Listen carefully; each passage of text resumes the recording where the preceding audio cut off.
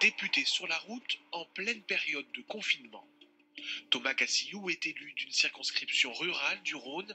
Sur son attestation de déplacement, il a coché exercice de l'activité professionnelle. Sa priorité aujourd'hui, trouver et distribuer du matériel sanitaire en faisant appel à toutes les forces vives. Premier arrêt, chez un brasseur distillateur. Le député a eu l'idée de le solliciter pour fournir de l'alcool. Cela permet ensuite de produire du gel hydroalcoolique. Ce qui l'intéresse se trouve au fond de la distillerie, ce sont ces bidons d'alcool pur. Ils vous servent à quoi? Pour faire les shooters, les gins, la vodka. Et comme tous nos restaurants sont fermés, on préfère donner pour l'instant que ça puisse s'aider et on en rachètera au moment voulu. Thomas Cassillou repart avec 2 bouteilles et un bidon.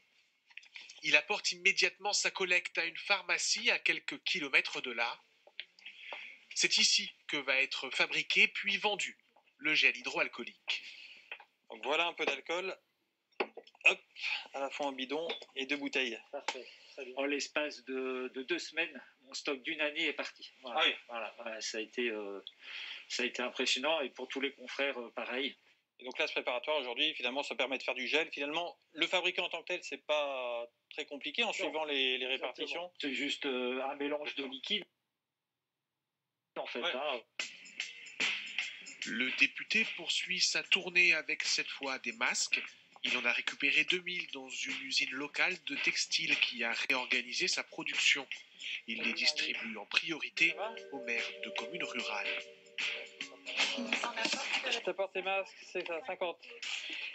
D'accord, la suite de la commande. Exactement. On va les proposer aux commerçants qui demain seront présents sur le marché et nous les avons déjà proposés aux commerçants locaux qui sont sur le village. C'est vrai que notamment les commerçants qui manipulent des produits frais, pour le coup, ça évite que les postillons aillent sur les produits frais.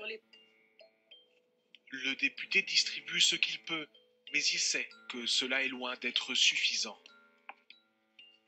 Depuis son domicile, 2 fois par semaine, il organise des vidéoconférences. Derrière l'écran, des élus et des professionnels de soins, des EHPAD, hôpitaux, pharmacies et cabinets médicaux de la circonscription. On a une école qui est complètement contaminée.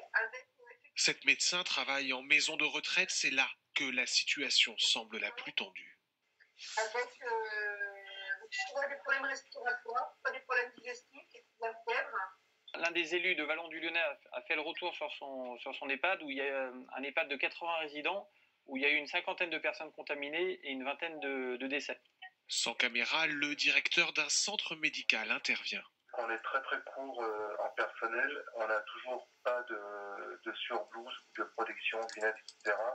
Et on est un petit peu à Tchernobyl en train de colmater les fuites à main nue, quoi. Sur le front des masques, je pense que il y a des livraisons importantes là qui sont arrivées, mais par contre effectivement sur les surblouses et sur les charlottes, moi je vais me renseigner parce que j'ai pas du tout de visibilité là-dessus. C'est mon rôle de parlementaire d'évaluer l'action publique et donc ces critiques elles sont tout à fait légitimes et importantes. Il faut que je les écoute pour qu'au travers des outils dont on dispose, on puisse mener les investigations nécessaires.